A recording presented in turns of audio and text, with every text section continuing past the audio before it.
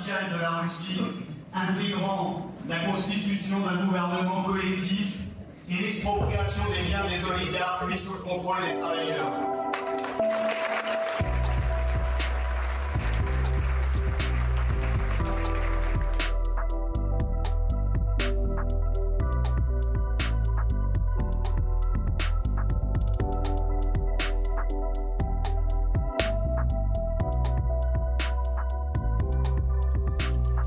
Já, velkomin í Rauðan raunveruleika. Þið voru að sjá myndband frá Frakklandi.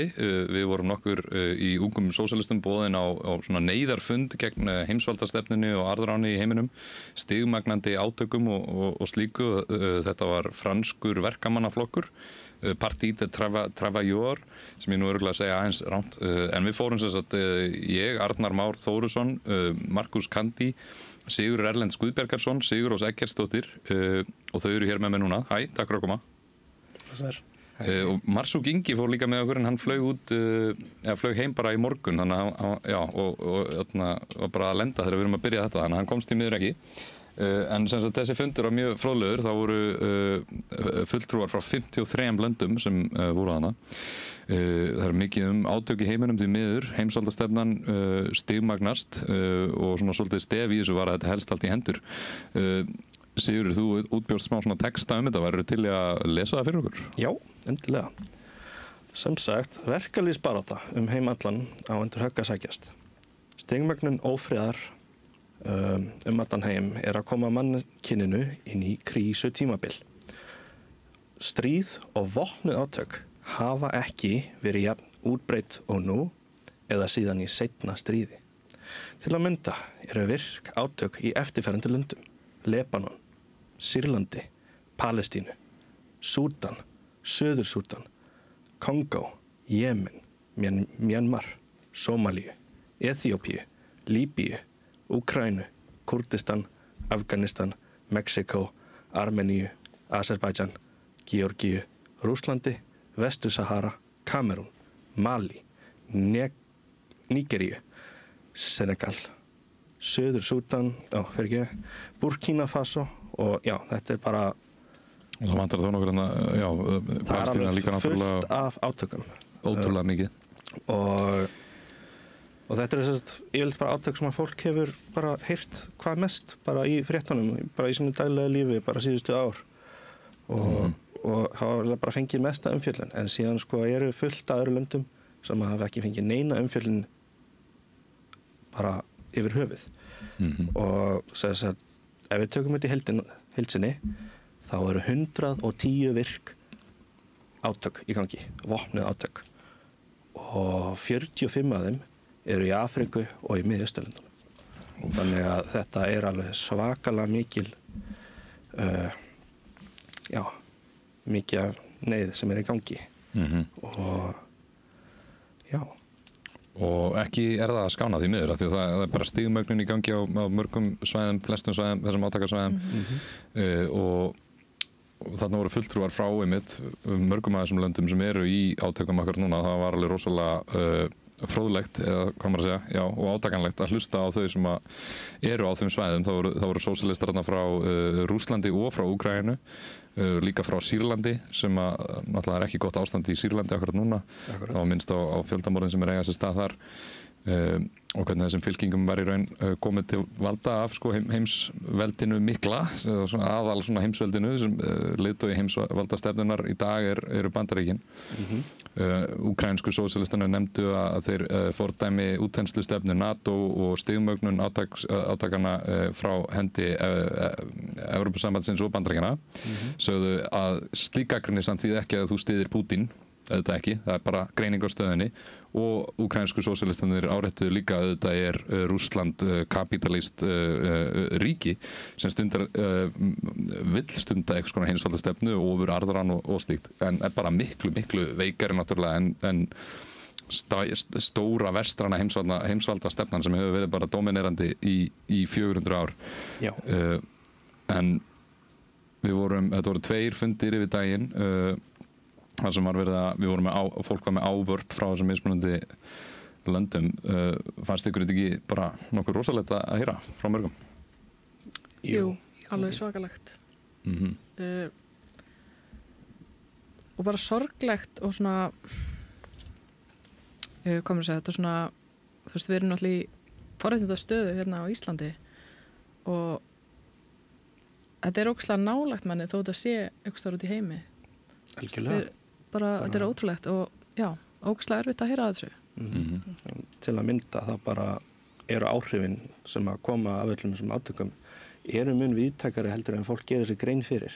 Af því að þetta hefur alltaf áhrif á, þú veist, buddun okkar, kaupmáttun okkar, bara, þú veist, allar hrávöru afurðir sem að öll þessi lönd eru, þú veist, að rækta í miklu mæli, ekki að komast almennilega inn á markað, bara til dæmis eins og bara með bændur til dæmis.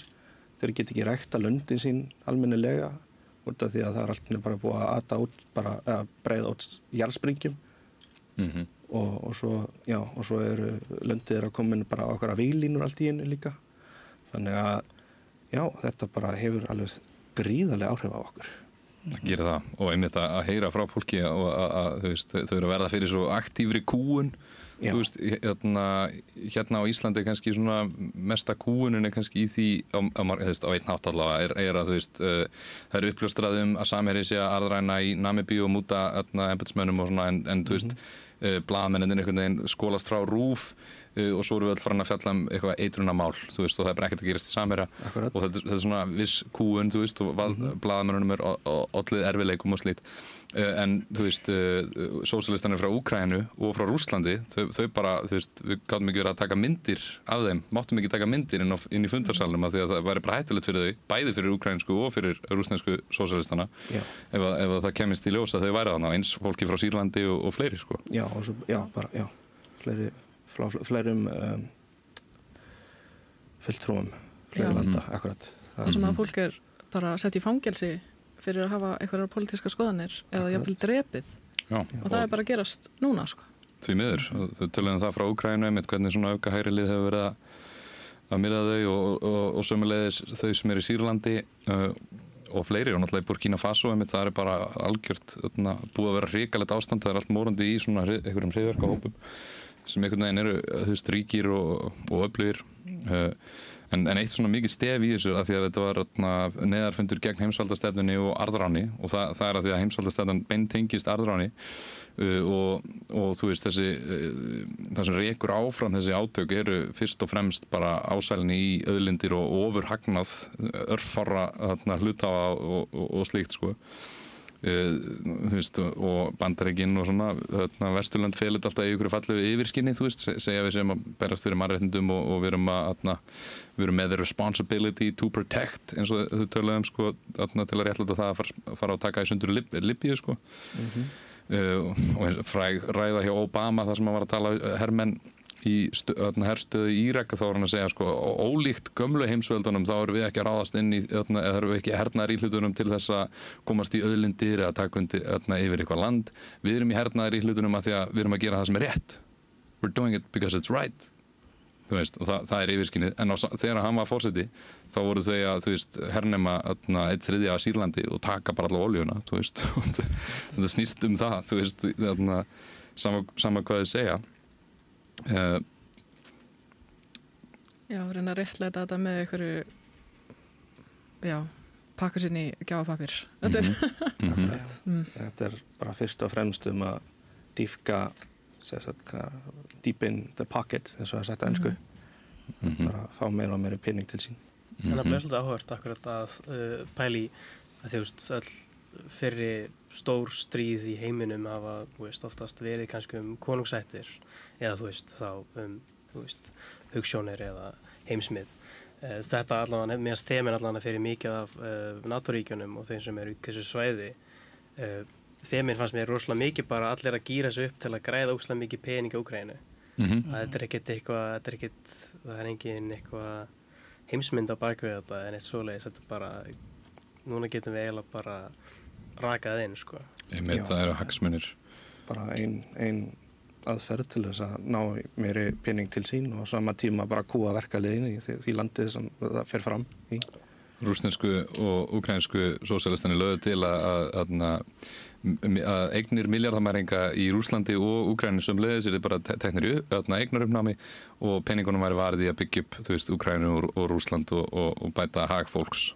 Ansi góð hugmynd, en það mun nú ekki gerast þegar ráðandi hagsmunir eru, þú veist, hagsmunir yfirstéttanna, en þetta voru sósíalistar, þetta voru kommunistar, þetta voru fólk í verkalýðsbaráttu, einn frá Bandaríkjunum, mjög öflug frá Baltimore, sem var í verkalýðsbaráttu, og það er þessi alþjóða meðvitund, getur maður sagt, og það var mikið talað um það og margir myndist á það að verkafólk allan heim á meira sameiginlegt með hvert öðru en með ráðandi stéttum heima fyrir. Og við erum alltaf við á Íslandi erum í almenningur og alþýðan á Íslandi er í valdabaráttu við auðvaldið hér heima. Já.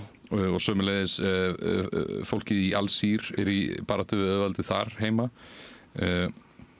Og sterkt stef í fundinum er að við þurfum að sameinast í þessari baráttu, deila þekkingu og skilning og læra að skipuleggja okkur betur og slíkt.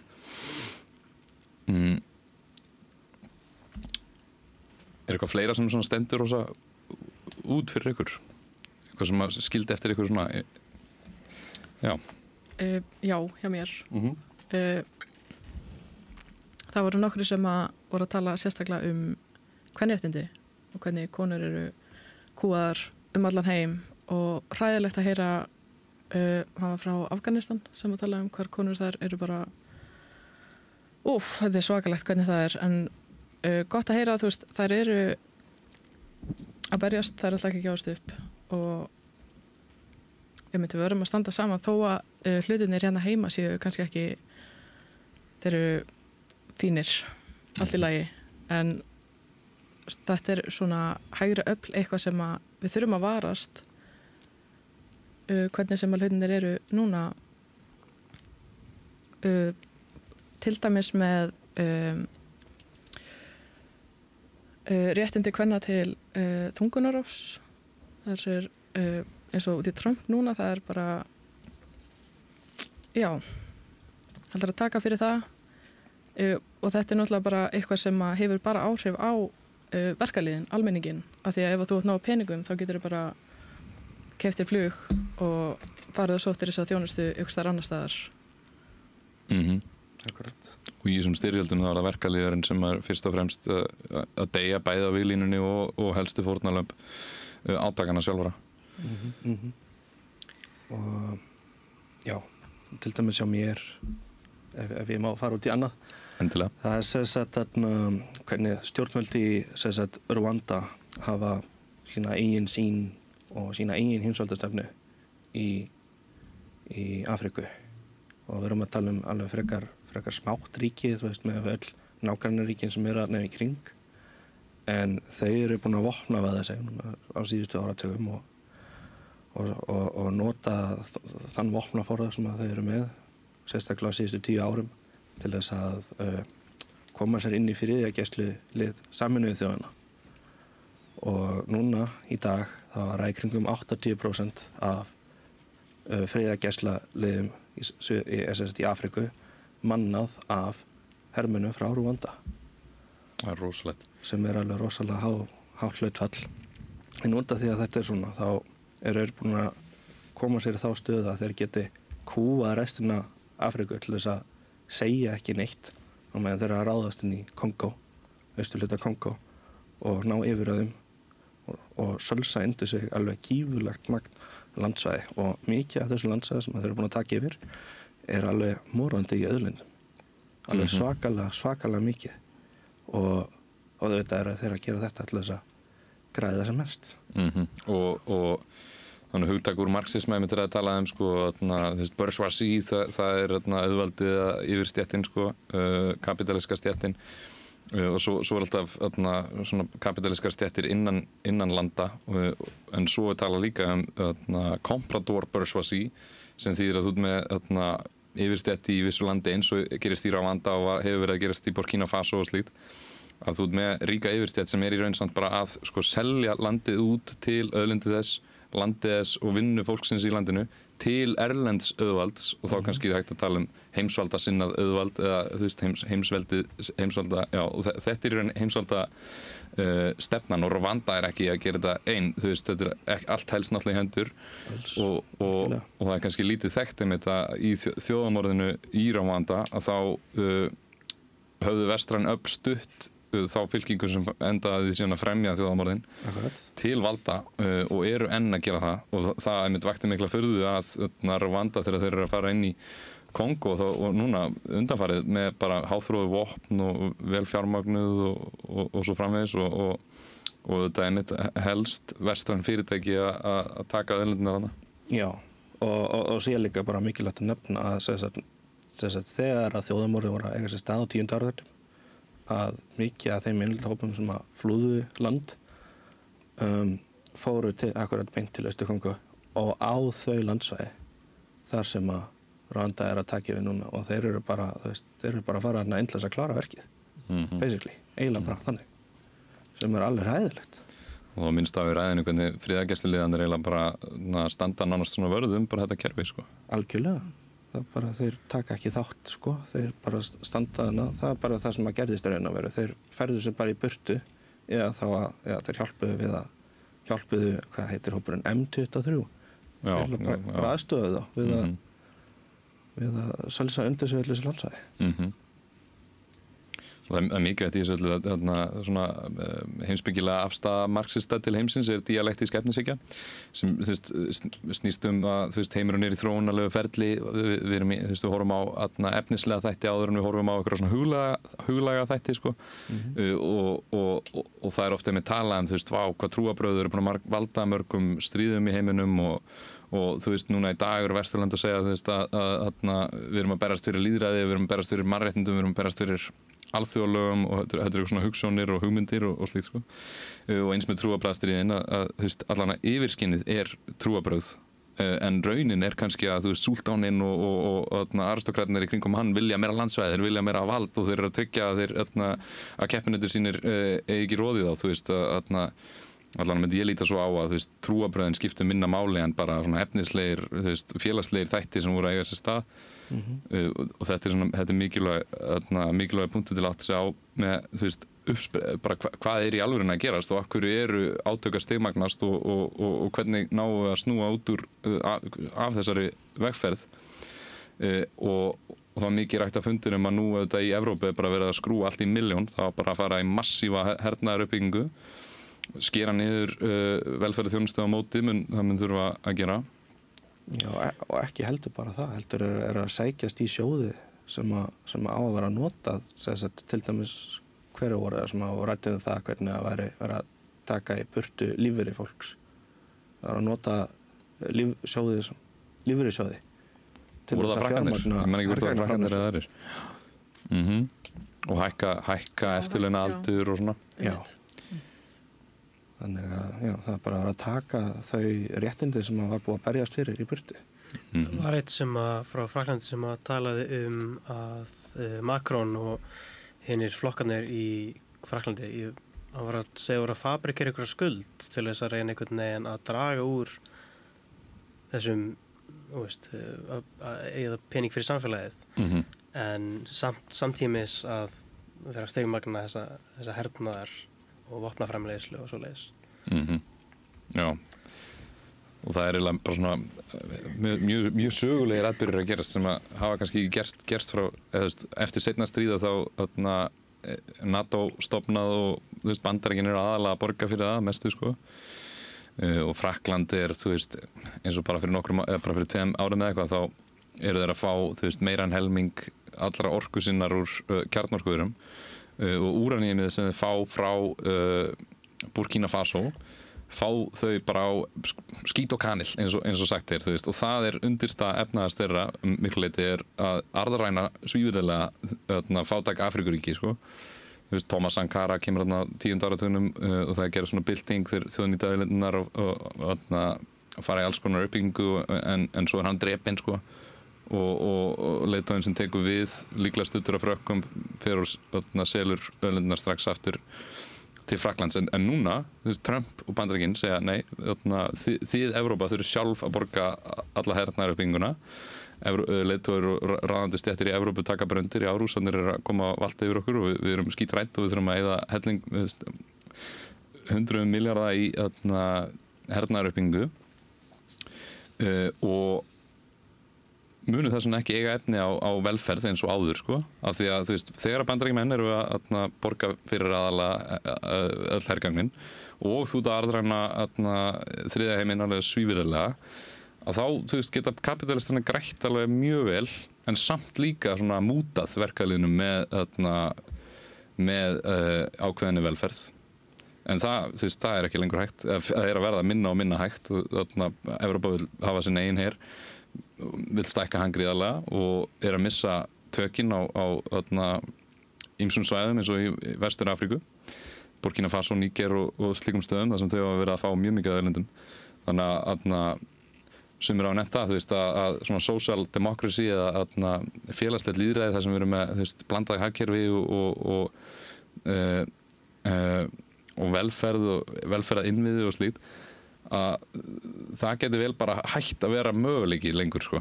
Þú veist, þegar heimsvaldastefnan hrynur að meiri leiti, þegar hnattræna suðrið að auka fullveldi sitt og þjóðnýta auðlindir sínar meira þá munum við þurfa meiri sósíalisma í Vesturlöndum til þess að eiga efni á almennri velferð og þetta eitthvað sem ættum að hafa í huga og sósíaldemókratar mjög oft, þú veist, eins og sjáum bara í Evrópu núna og í Bandaríkjunum þeir sem eru svona vinstra megin að þau styðja öll heimsvaldastefnuna alveg bara alla leið sko. Akkurat. Þau sem voru í Afríku frá Afríkuríkjum sem voru á fundunum þau nefndu þetta öll held ég að þau kölluðu eftir því að allir erlendir hermenn sem eru ennþá hjá þeim fari út, þá voru að tala franska hermenn evróska eða bandaríska og að auðlindina þeirra séu þjóðnýttar og þau stofnist ríkisfyrirtæki sem nýti auðlindinar þeirra í þágu almennings í landinu og þetta er gífurleg auðæfi sem er á þannig náttúrulega ef þetta er gert svona þá getur byggt upp landið hans í hratt og það er einmitt það sem er að gerast í Níger núna á Burkina Faso Hvað finnst þið ykkur þessa hernaðaruppbyggingu? Bara hræðileg. Mér langar einmitt að nefna því þú varst að tala því að þau vilja setja meiri pening í hernaðaruppbyggingu og þá skerðist velferðarþjónusta.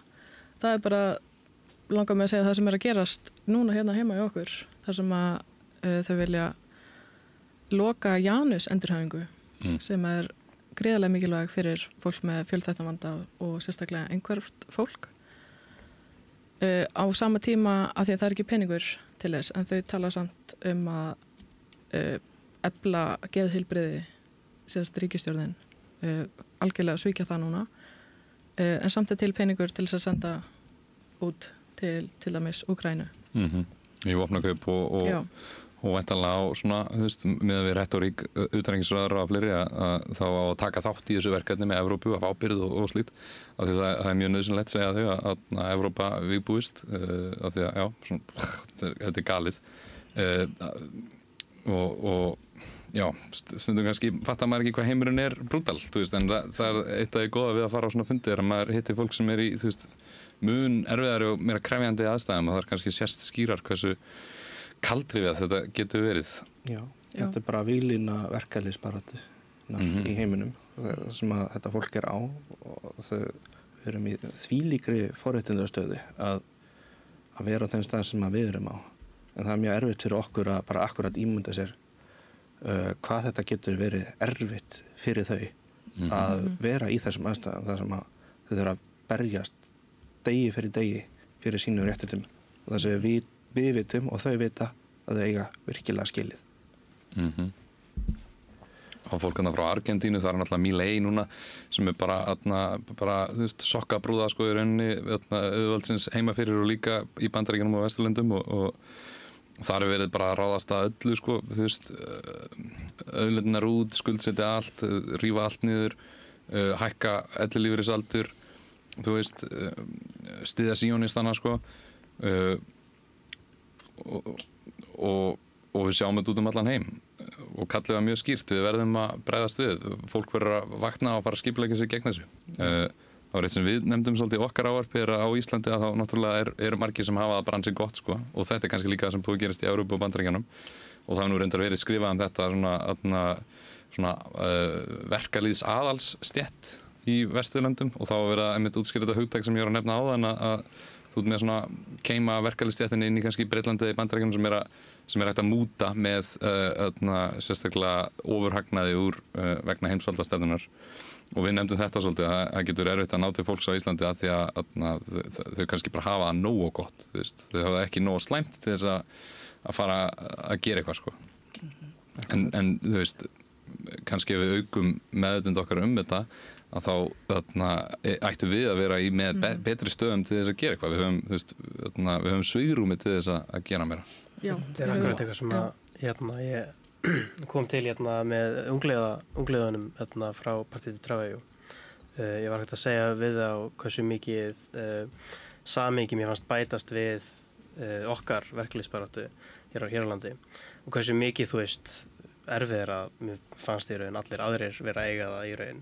Þú veist, mér fannst bara klikkað að heyra í flestum stöðum og bara einfaldlega ólöglegt að hafa verkfall. Þú veist, ég var ekkert endalega varið það. En þeir náttúrulega sögðu bara strax við mig, nei, þetta skiptir alveg miklu máli, sko. Þetta er alltaf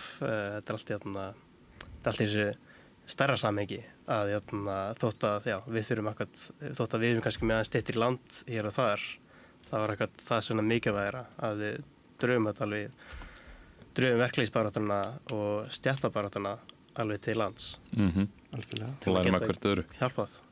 Það líka, það má ekki gleyma því að öll þessi réttindi sem við eigum, launin okkar, verkfallsréttur, allt þetta er allt eitthvað sem er hægt að taka í burtu ef við berjumst ekki fyrir því. Já. Þetta er það og þetta gerist það sem þau réttindi og slít sem við njótum í dag kom ekki á sjálfu sér.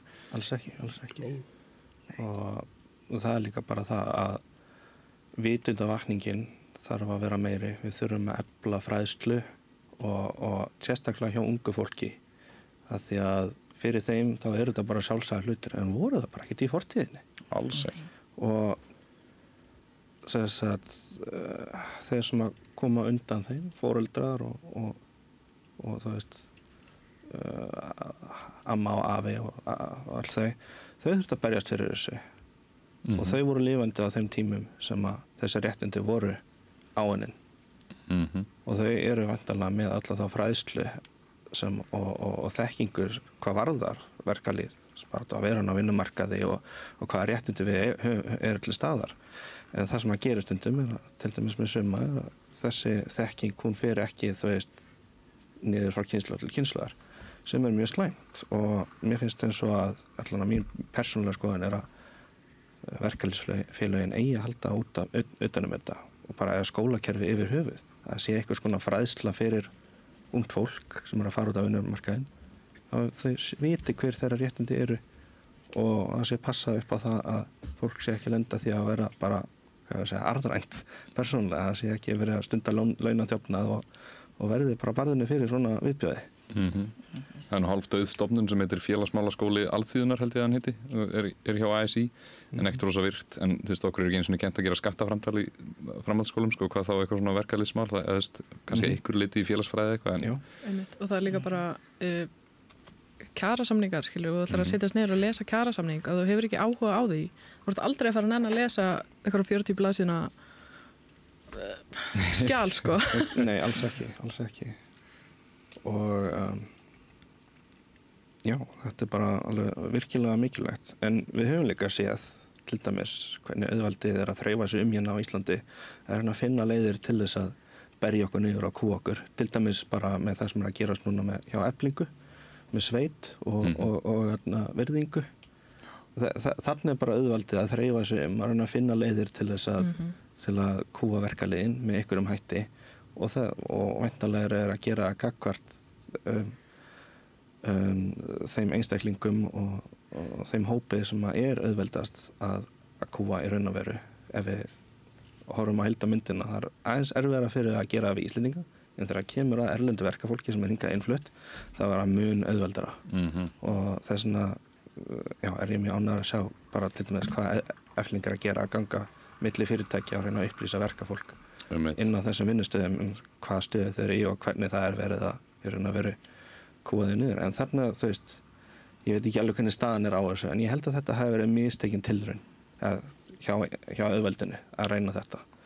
En það bara spurning hvað reyna næst. Þau voru svo ásatt við að þurfa að kljást við raunverulegt verkalýðsfélag sem með virka félagsmenn, þú veist, sem standa á sínu og berjast fyrir sínum kjörum og réttindum og virðast bara hafa viljað búið til sitt eigið stéttarfélagi með þess að sneiða framhjá því að þurfa í alvörunni að semja við verkafólkið sjálft þegar það er vakandi og meðvitað og svona.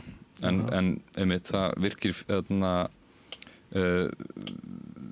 virkt vakandi stétta með þetta vinnandi fólk í Eflingu fer og tryggir að þau komast ekki upp með þetta. Arnar, var fleira sem stóð út fyrir þig?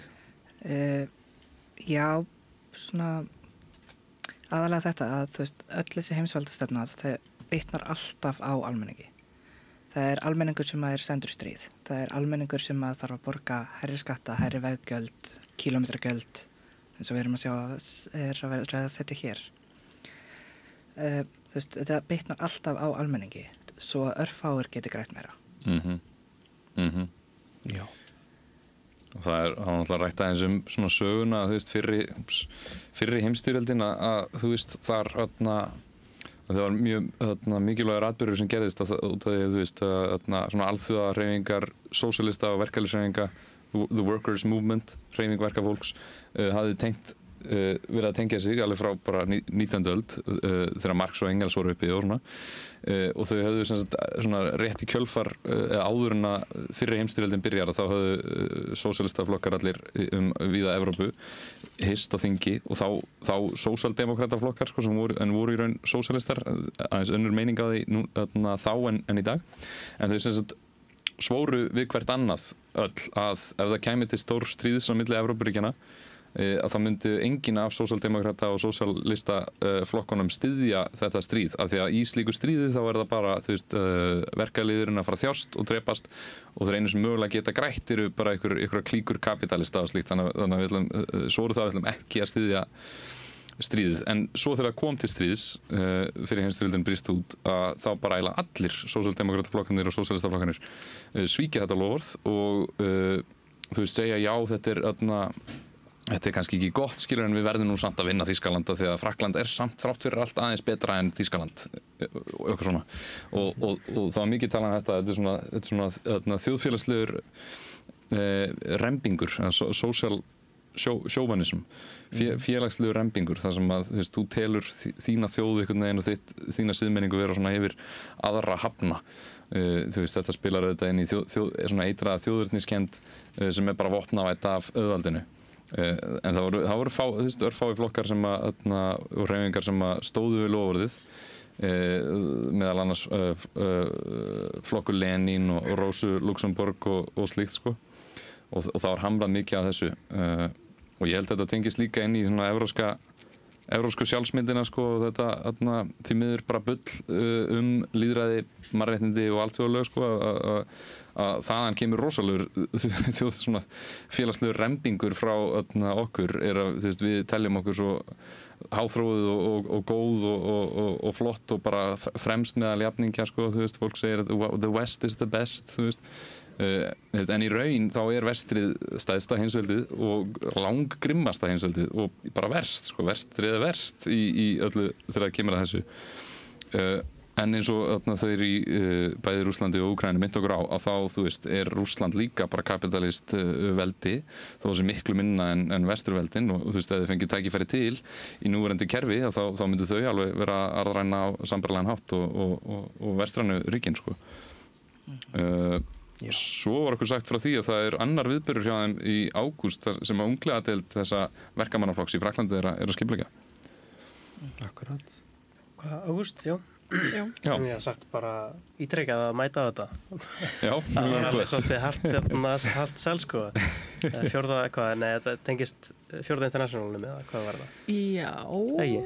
En það var allavega ég sagði, mér fannst áhugavert sko að þessi umræða þessi heildar alþjóðar stefna, þessar hópur sem við varum að tala í ráðstefnunum mikið tímanum og þá var bara gripið tíminn strax bara, heyrðu, já, þetta að þú ert að Ísland þarf að vera í þessu.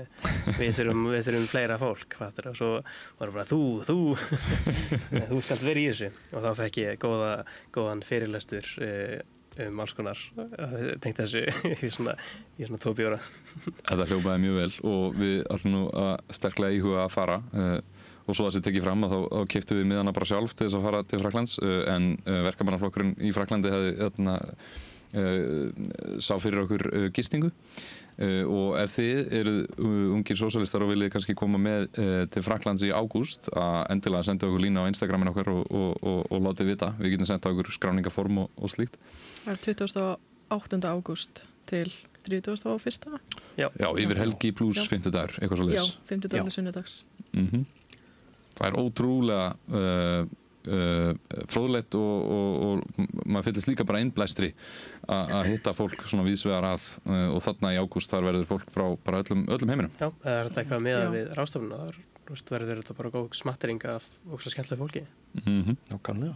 Ég er algjörlega sammála þessu og bara mín upplifun að þessu, þetta er bara ein besta utanlandsferð sem að ég sjálfur hef farið í. Ég fer ansi oft til útlanda til þess að taka þátt í einhverjum Erasmus-verkefnum og mér finnst eins og bara, já, þessi viðburður hafi bara toppað bara allt saman. Þetta var bara mjög, mjög góð upplifun og já, bara svona inspiring, bara að hlusta á erindi og ræður félaga okkar út í heimi. Einmitt, sem er raunverulega í baráttunni og þar sem hún er oft á tíðum miklu grimmari en hér. Akkurat. Mér fannst það líka vera, sko, það var svo mikil samheldni. Þú veist, við erum öll saman í sömu baráttunni í mismunandi löndum.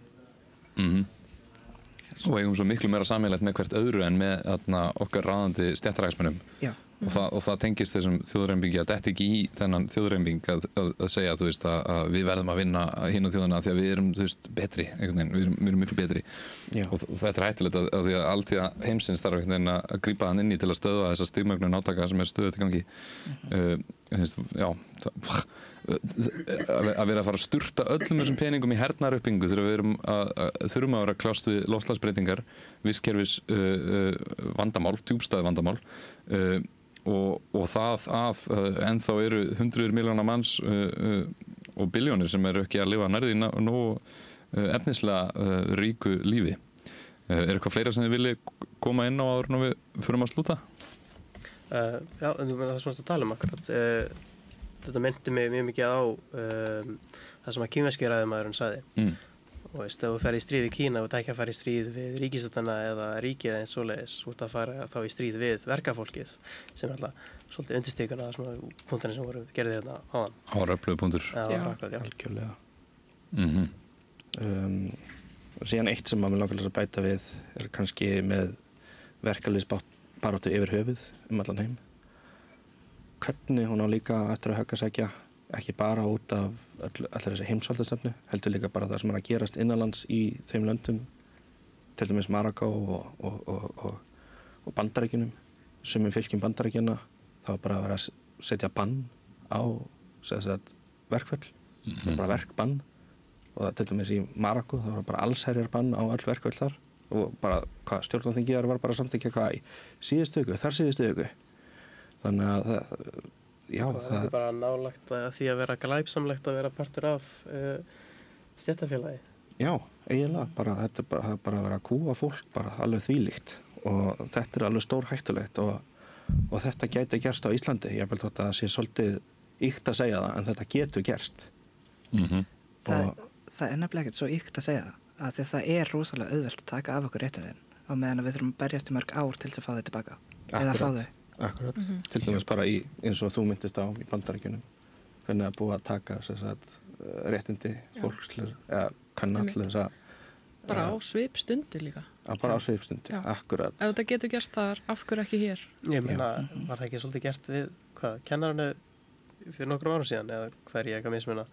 Það er mjög margt gengið á hérna einmitt sko, við að svíkja verkefælisæðinguna trekkspor. Kennarar með ekki alveg ganga frá verkfallinu sína eins og þið sýnist Já, það er dæmt ólögmætt. Já, þau geta ekki alveg gert allt sem þau vilja endilega. Það var bara neitt í En þau öfunda okkur mjög þannig úti að við séum með, þú veist, við séum með svona hátt hlutfall af verkafólki sem skráð í verkalýðsfélög af því að það er bara sjálfkrafa. Já. En vandamálið okkar er kannski að þessar stofnanir eru orðnar bara svona frekar staðnaðar á margan hátt og svona skriffinnskulegar sko og eru kannski ekki með, þú veist, eru ekki reknar áfram af verkafólkinu sjálfu. Þau eru ekki endilega í samningarnefndunum einu sinni að miklu leyti, þú veist, sem eru að semja kaup og kjör. Og það er svona verður lítill kraftur í því. Ég held að einan frá Bandaríkjunum var að segja okkur að hún vann sem svona barista eða þjónn á kaffihúsum og hún var alltaf að skipta staði til að vinna á því að hún var í leyni að sem sagt rekrútera fólk inn í verkalýðsfélag og fór svo á annan vinnustað til þess að gera það sama. Og hans Pierre gamli sósíalistinn sem var svona svolítið að tengja okkur og skipuleggja þetta að fá okkur, að hann nefndi að þú veist þegar hann var að vinna sem rafvirki lengi að þá var það alltaf leyni að þú værir í verkalýðsfélagið og það passa bara mjög mikið upp á það að atvinnurekandinn viti ekki hvaða starfsmenn eru í verkalýðsfélagi. Fyrir þann þeir sem voru kjörnir í ykkur valdastöði innan félagsins. Já, þá náttúrulega verður það opinbert. Það var akkurat kannski vandri stöðu. Það er svolítið áhugavert að heyra þetta. Bara með að við okkar stöðu þar sem að við erum alltaf bara sjálfkrafa skráðinn. Og það er mjög auðvelt fyrir hvern sem að vita hvaða stéttarfélagi þú ert í. Þannig að þetta er mjög áhugavert. Þannig að við erum eiginlega bara í sérstöðu bara á heimsvísu hvað það varðar. Kannski að skorti bara svona pólitíska meðvitund og stéttameðvitund. Mjög margir eru svo svona af stjórnmálavættir eða depoliticized, þú veist, og þau vilja bara ekki tala stjórnmála, finnst það hundleðilegt og svona og þú veist, alls ekki allir, margir á Íslandi hafa ansi fínt, sko, þrátt fyrir allt. Og sjá kannski þá ekki ástæði til þess að fara að beita sér eitthvað mikið en ef við myndum gera það, hefðum meðvitund það og slíkt, þá getum við gert samfélagið alveg, við getum útrýmt fátækt öðulega, þú veist, við getum haldið út í allir í velferð sem við mögulega viljum og slíkt, bara ef við myndum taka valdið í okkar eigin hendur saman. Takk hérlega fyrir spjallið, við munum örgulega ykkur fara í ágúst og hvetjum ykkur félagar sem að hlusta að senda okkur línu ef þið hafi áhuga.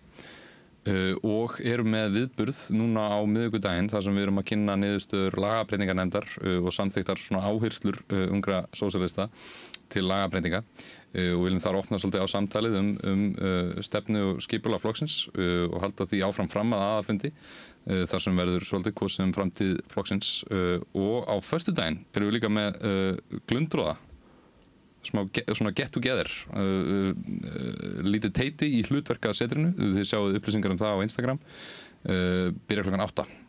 Takk fyrir samveruna í dag og við sjáumst næst. Við erum með eitt myndband sem við ætlum að spila líka í lokin og við sungum saman alþjóðasöngin með öllum sem voru á hana. Takk hérlega. Takk fyrir.